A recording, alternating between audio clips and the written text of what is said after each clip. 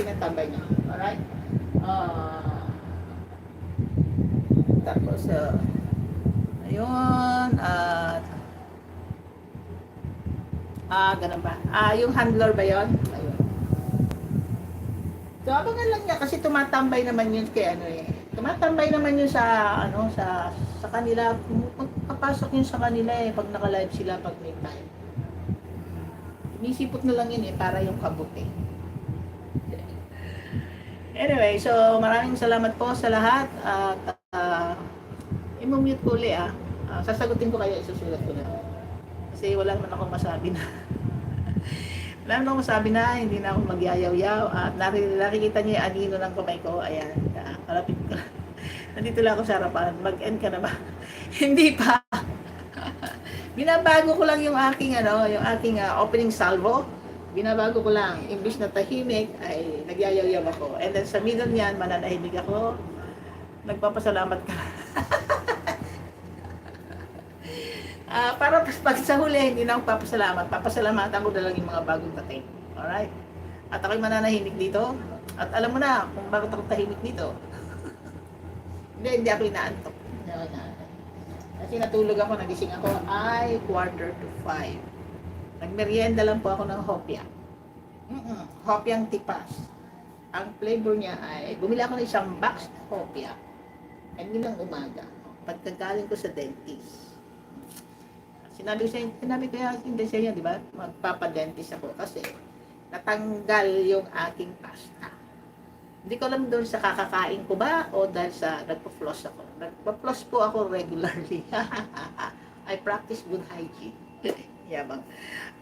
Sa pag-floss ko, bumabit yung floss. Hindi ko siya mahukot. Pinilit kong hugutin. Tanggal si pasta. So, yan po ang problema. Yan, buti na lang, nandiyan lang yung dentista ko. Yung dentista ko dito ay, may dentista ko sa Canada, may dentista ko sa Pilipinas. So, nandiyan siya, nag-open siya ng 9 o'clock ng umaga, ako ang unang pasyente niya. Sabi niya, huwag ka na mag-floss. Ang lahat ng dentista ay na-advise kayo mag-floss. Ang sabi naman sa akin ng dentista ko, huwag ka na mag-floss. Hindi, sabi niya, sa ibang parte na lang, huwag mo na lang galawin niya kasi matatanggal din talaga. O, kasi yung pasta ko, ito sa second molar. Nasa second molar, tapos, nandun lang sa, yung crown lang, hindi siya pumasok. Hindi talaga siya ganun kaano. So pag nag-floss ka at pinapalibutan mo ng floss yung ngipin mo, ay talaga matatanggal yung pasta. Saan ka nanalo, madam? Hindi, nag-floss ako. Basically, yung floss kasi nahila ko siya pababa.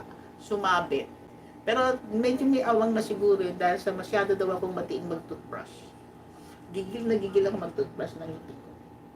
So, wag ko na daw diinan kasi nagninipis masyado yung aking enamel.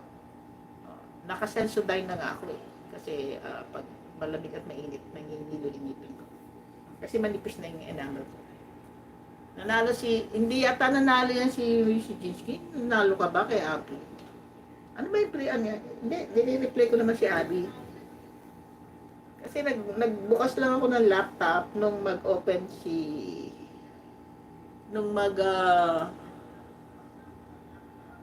mag-live. No, hindi. Nagbukas ako ng laptop nung bago pa nag-live si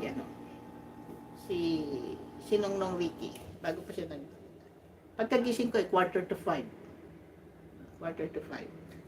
Doon ako nagbukas ng laptop. But before that, pinlay ko si Jinski at saka si Kapitan.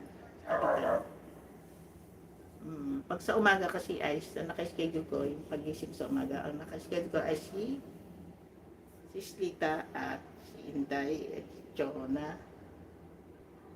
Sila yung pinaplay ko. So, kanina Your Honor, siguro naman susweldo ka na, no? Huwag kang manahimik, Your Honor. 50K daw. Ano? 50K? Ang panalo mo? Ang panalo mo?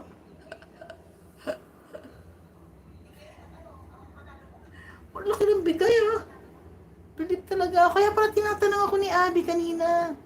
Nag-message sa akin eh. Tuloy ka pa sa Hong Kong? Baka bibigyan akong pamasahe, pamuntang Hong Kong.